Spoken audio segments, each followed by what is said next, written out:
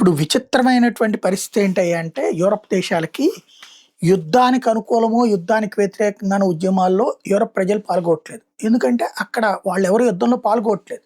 మొట్టమొదటిసారి అమెరికా ఒంటరి యుద్ధం చేస్తుంది విత్ ఇజ్రాయెల్.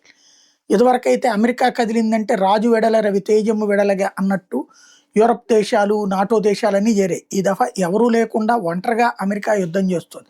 పిలిచినా రాలేదు, పిలిచినా పట్టించుకోలేదు.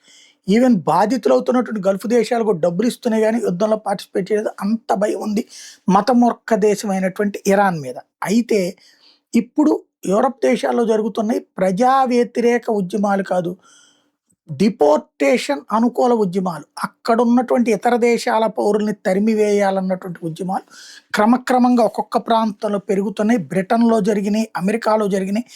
తాజాగా బెల్జియంలో వందలాది మంది రోడ్డెక్కారు.